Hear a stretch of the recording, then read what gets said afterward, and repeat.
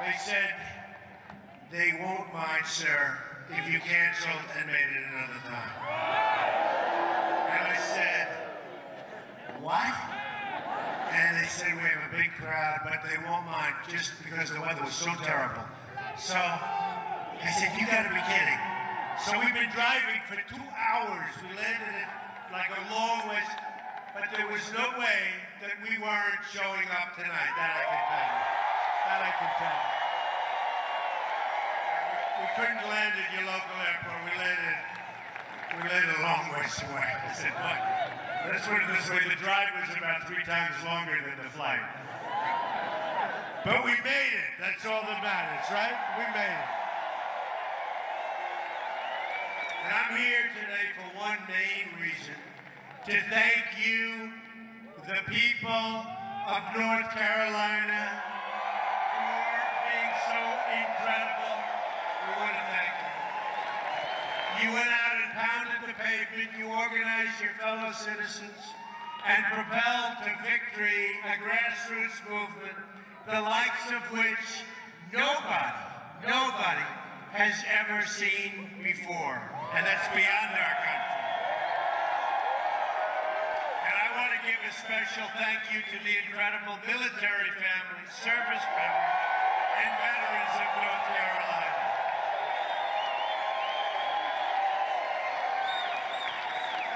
And they were great. You saw what happened with the military. I got such numbers. Oh, those numbers are good. I won't talk about it. We don't talk about numbers. We bring people together. But boy, were those numbers good. And our veterans. Do we love our veterans? We love them. Your state's legacy of service is an inspiration to us all. North Carolina has produced many of the finest soldiers, airmen, sailors, and Marines the world has ever seen. So true. Our men and women in uniform represent the absolute best of us. We must follow their example, working in unison toward a shared goal across every social, racial, and economic line. They understand that to accomplish the mission, we must all be pulling in the same direction. We have to get together. They know that we must leave no man or woman behind. These patriots have shed their blood to defend our country in distant fields of battle across the earth. Our debt to them is eternal and everlasting. Amazing. Amazing. And you know, we have a very special person here today who we're going to introduce.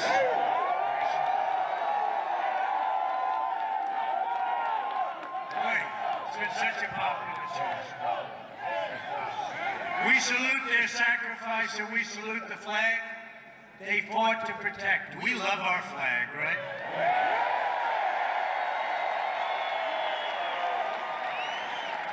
We love our flag. And we don't like it when we see people ripping up our flag and burning our flag. We don't like it. And we'll see what we're going to do about that, okay?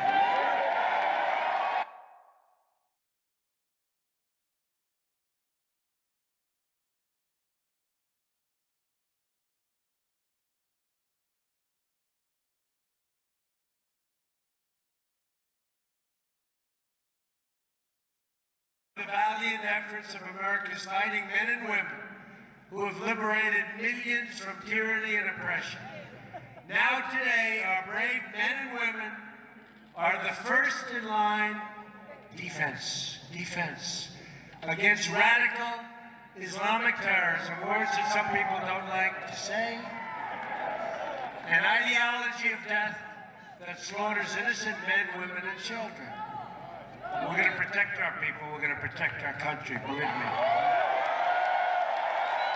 In every generation, a new threat to freedom arises.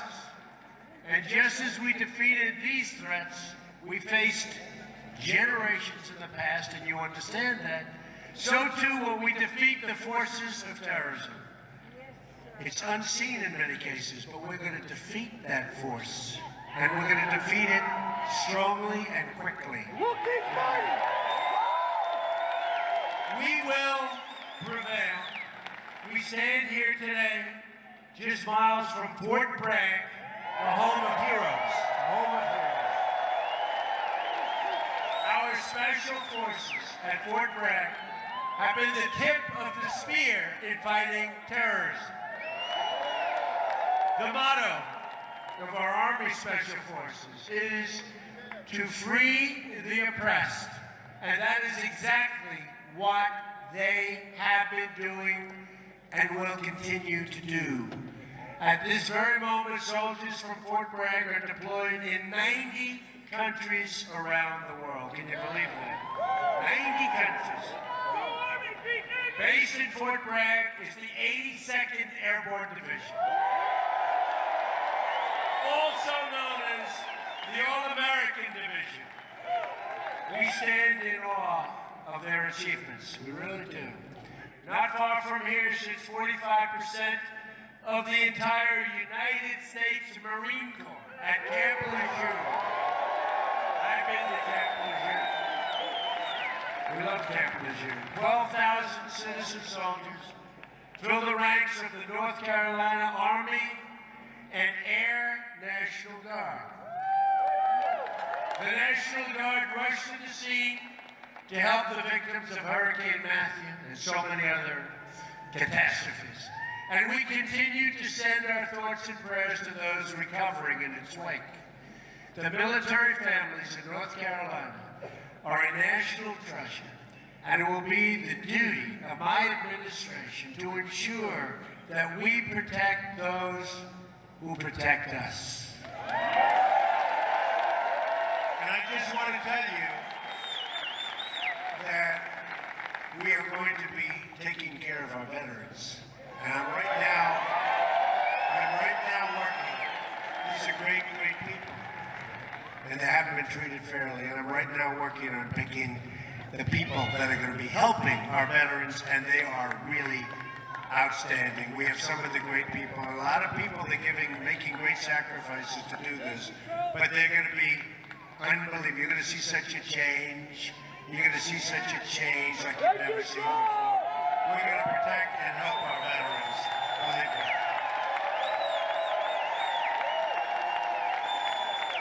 That brings me to the second reason that I'm here, to discuss our action plan to make America great again, beginning with the rebuilding of our military. And we will. You're going to see it. I'm so looking forward, probably next week, you're going to see what we're going to do to take care of our vets. It's going to be announced. A lot of things are going to be announced. Stay tuned, folks. Here are the priorities that will guide our military and veterans policy. All men and women in uniform will have the supplies, support, equipment, training, services, medical care, and resources they need to get the job done incredibly well and profitably.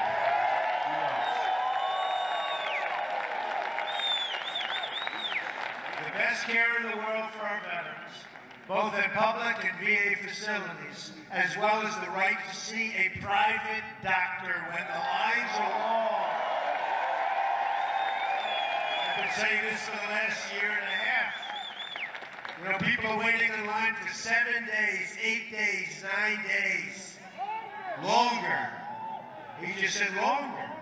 Longer than that. And when that happens, you're going out to see a private doctor, a private hospital, a public hospital, somebody that can take care of you, and we're going to pick up the bill. And it's going to be, not only is it going to be great for you and life-saving in many cases, it's going to be less expensive. And I'm saying, why did they do this in the past? Why did somebody do that? There's not going to be any more waiting for our great people in line for weeks to see a doctor. And finally, a commitment to only engage the use of military forces when it's in the vital national security interests of the United States. We don't want to have a depleted military because we're all over the place fighting in areas that that just we shouldn't be fighting in. We're going to have such a strong, powerful military. It's not going to be depleted any longer. I mentioned equipment previously, and I said equipment. We're going to have the finest equipment in the world. It's going to be new. It's going to be modern. It's going to be clean. It's going to be the best. That's all we're going to have.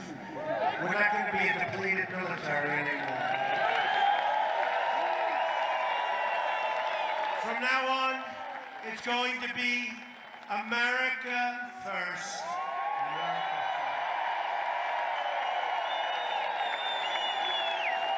We will stop racing to topple foreign, and you understand this, foreign regimes that we know nothing about, that we shouldn't be involved with. Instead, our focus must be on defeating terrorism and destroying ISIS. And we will.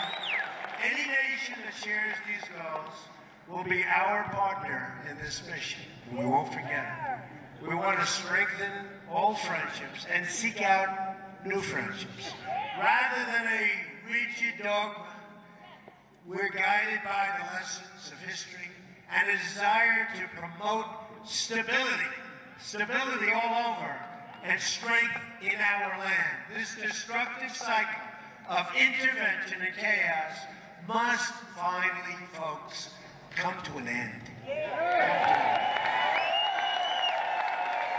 We've spent, at last count, $6 trillion in the Middle East.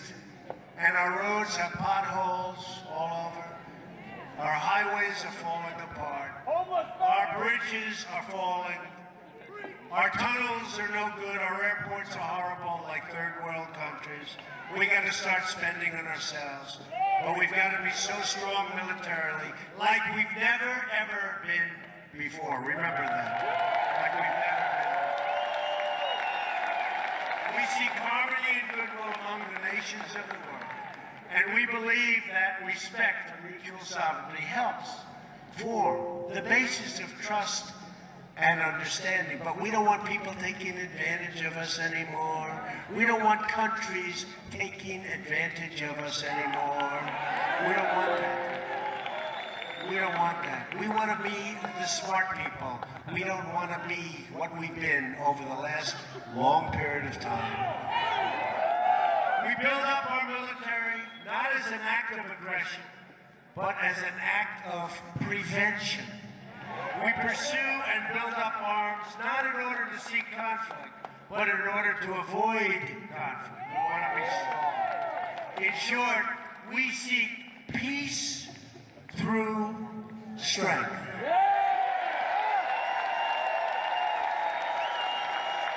That is why in my first budget report to Congress, I am going to ask for the elimination of the defense sequester. It's enough. Depletion, I call it depletion. Gets worse and worse every year, not for our military. We will show the world that America is going to be strong again, stronger than ever before. We're going to be stronger militarily than ever before. And hopefully we don't have to use our military. But we're going to be stronger than ever before. And there's rarely been a time when we've needed this strength more than we have right now. But in order to succeed with our defense policy, we must find the right person to lead our Defense Department. Is that right?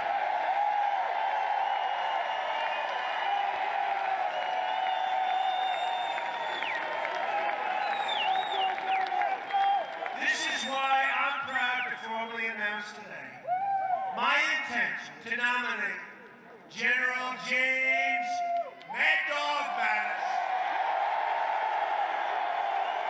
as the next Secretary of Defense for the United States of America. Jim is a Marine Corps four-star general, the former commander of U.S. Central Command and NATO's Supreme Allied Commander. For transformation, this is going to be so great for us. He led an assault battalion in Operation Desert Storm, and you saw what that happened. That was the way you're supposed to lead it. There was no games. Mad Dog plays no games, right? Led the forces that went after the Taliban and commanded the 1st Marine Division in Iraq. He is one of the most effective generals that we've had in many, many decades. An extraordinary leader of our time who has committed his life to his love for our country. General Mattis is the living embodiment of the Marine Corps motto, Semper Fidelis, always faithful. And the American people are fortunate that a man of this character and integrity will now be the civilian leader atop the Department of Defense. Under his leadership, right? Under his leadership, such an important position. We will rebuild our military and alliances, destroy terrorists, face our enemies head on, and make America safe again. It is now my honor and privilege to welcome to the stage your next Secretary of Defense, General Mad Dog Mattis. Thank you.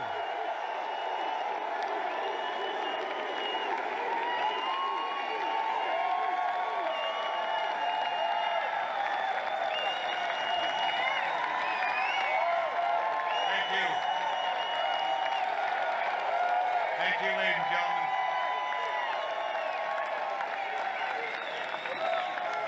Thank you, President-elect, for the confidence that you have shown in me. Thank you for the opportunity. I'm grateful for the opportunity to return to our troops, their families, the civilians of the Department of Defense, because I know how committed they are and devoted they are to the defense of our country, the defense of our Constitution.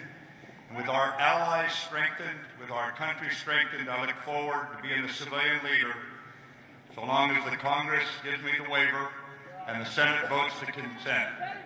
Thank you very much.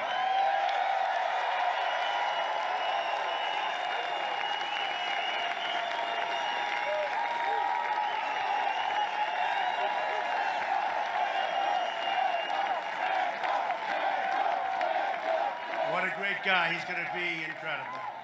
He'll get that waiver, right? He's going to get that. Oh, if he didn't get that waiver, there'll be a lot of angry people. Such a popular choice. I believe we're in the process of putting together one of the all-time great cabinets that has ever been assembled in our nation's history. We have some great, great people going to be named over the next couple of days, too. But to accomplish our goals, we must reject the failed approaches of the past. We must move past the tired, conventional thinking of Washington, D.C. As Abraham Lincoln said, as our case is new, so must we think anew and act anew. My plan begins with bold structural reform to create millions of good-paying jobs and even great-paying jobs. You've been seeing what's been happening over the last couple of weeks. And we haven't gotten there yet. We haven't gotten there. We were very proud of saving 1,100 jobs in Indiana with the help of Mike Pence, Vice President-elect. It was incredible. We're very proud of Mike Pence, by the way.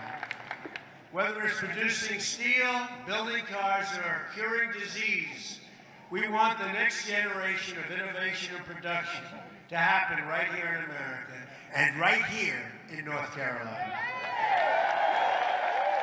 And don't forget, when we started, even 4 weeks before, they said, well, we're going to have an awfully hard time winning Florida, an awfully hard time winning North Carolina. We're not going to win Pennsylvania. We're not going to win Michigan, we're not going to win Wisconsin, we're not going to win Iowa, and Ohio's going to be tough. So it started out, we won Ohio by more than 8 points. We won Iowa by a massive number, 10 points. Then we went down and we won Florida. Remember that fantastic evening? We have breaking news. Donald Trump wins Florida. Donald Trump wins North Carolina.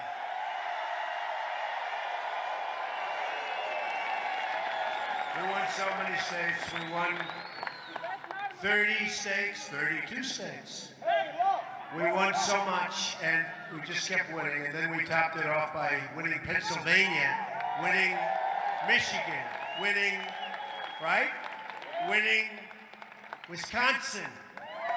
States that hadn't been won in 38 years, a lot of states. And it was a fantastic evening, and that's why we're here tonight, because we want to thank you. We want to thank you, especially.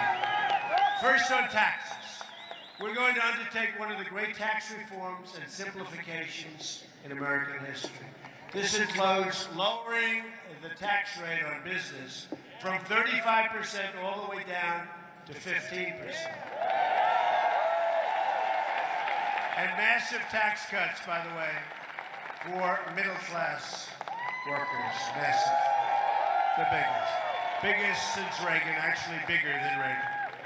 On regulations, we're going to eliminate every single wasteful regulation that undermines the ability of our workers and our companies to compete.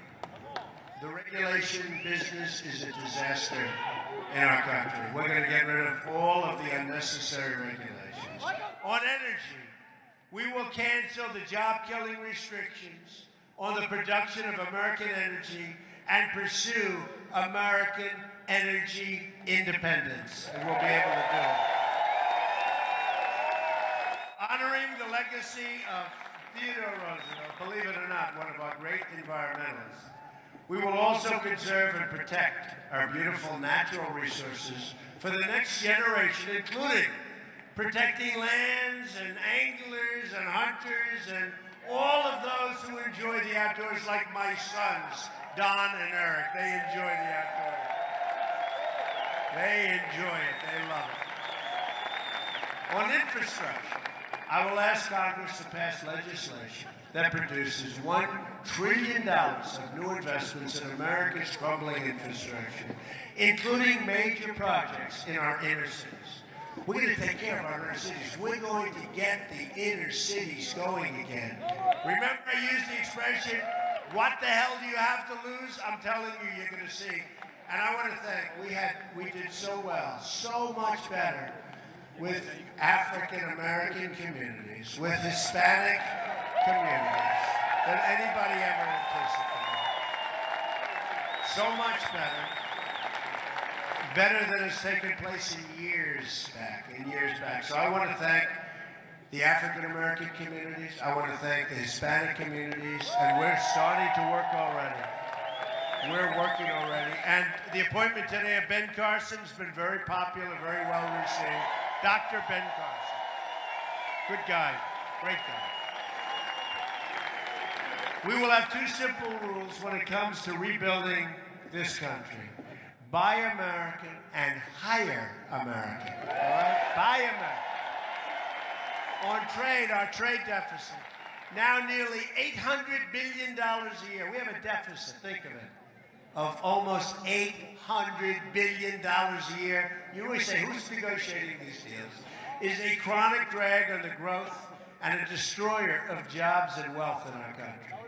In the month of October alone, our nation racked up more than $40 billion in trade deficit. $40 billion, including more than a $30 billion trade deficit with China alone. All right? Think we're doing a good job in negotiating? I don't think so. How many business people do we have in this audience that could have done a slightly better job of negotiating, right? Yeah, you can. North Carolina has lost nearly half of its manufacturing jobs since NAFTA. America has lost 70,000 factories. Think of it, 70,000 factories since joining the World Trade Organization. Well, think of it. So China joins the World Trade Organization, and since that time, we've lost so much. 70,000 factories. We're living through the greatest jobs theft in the history of the world. There's never been a jobs theft like what's happened to this country. And we stopped some of it a little bit because we just started. We haven't really started because we don't really start till January 20th. But we're stopping. And one of the wealthiest men in the world, you saw it today, maybe, did anybody see it? Masa, right? Masa, great guy of Japan.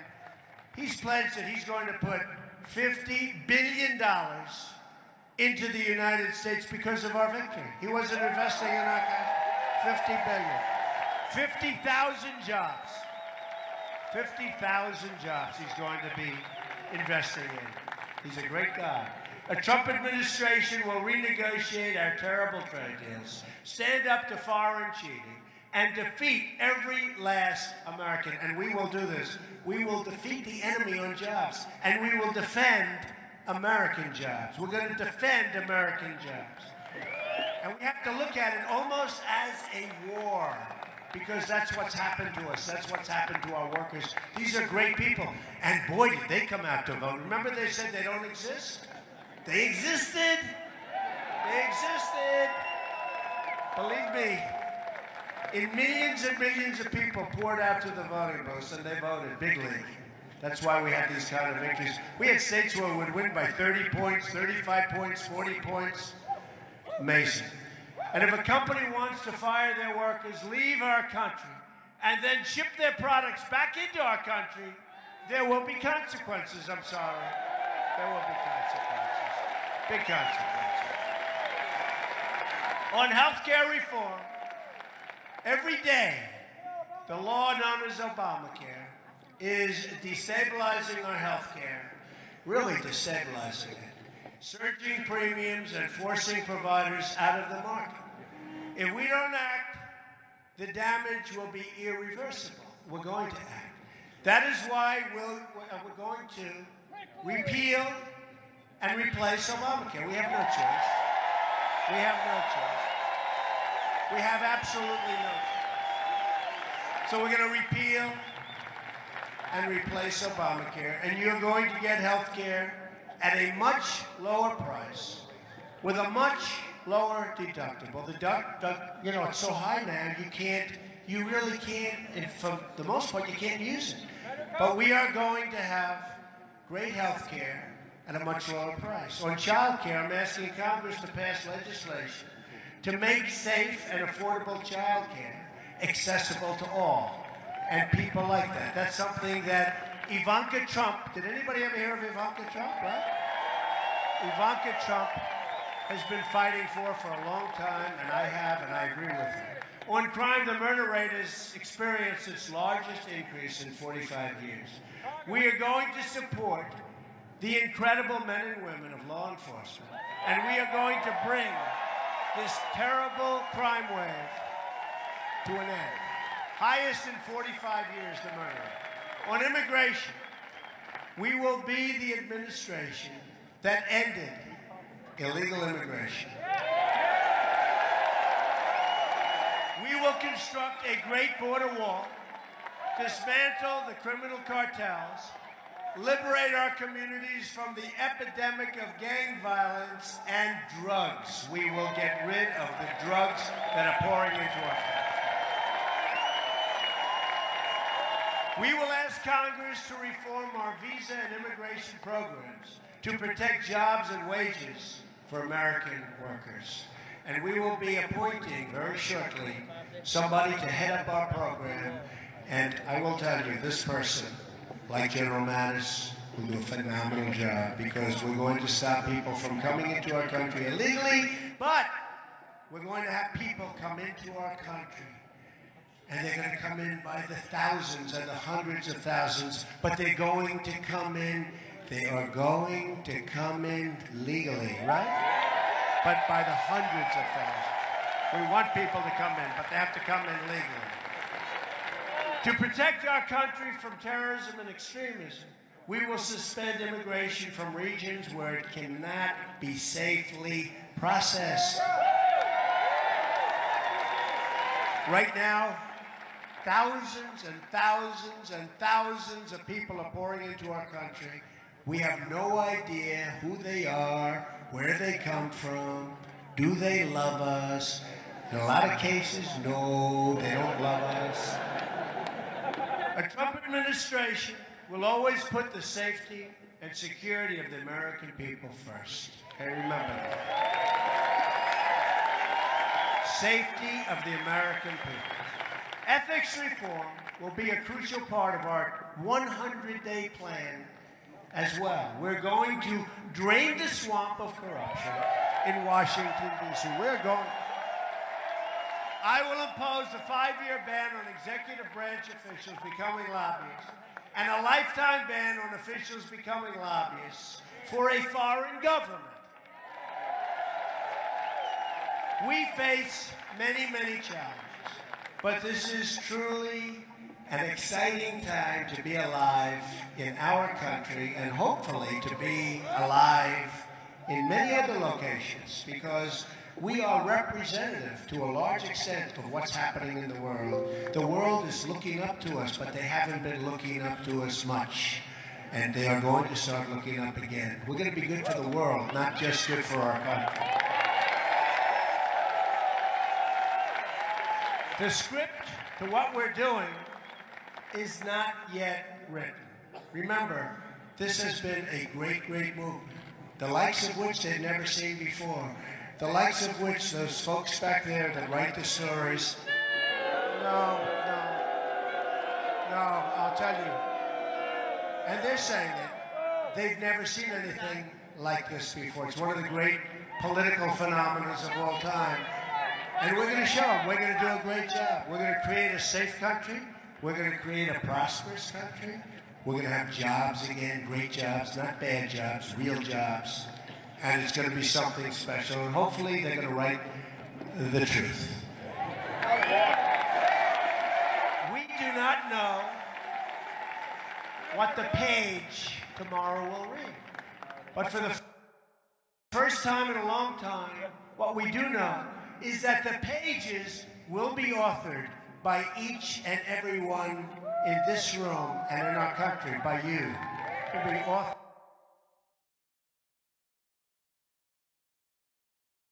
by you. Together, we will raise incomes and create millions and millions of new jobs. It's going to happen. It's already happening. You see what happened today. We will reestablish the rule of law and defend the Constitution of the United States. And by the way, we will be appointing great, great Supreme Court justices. You see. We'll be starting very soon with one to replace Justice Scalia. Great man. We will protect the right of every American to live in safety and peace. We will restore and respect, and we will respect people's rights. We will respect constitutional rights. And for all Americans,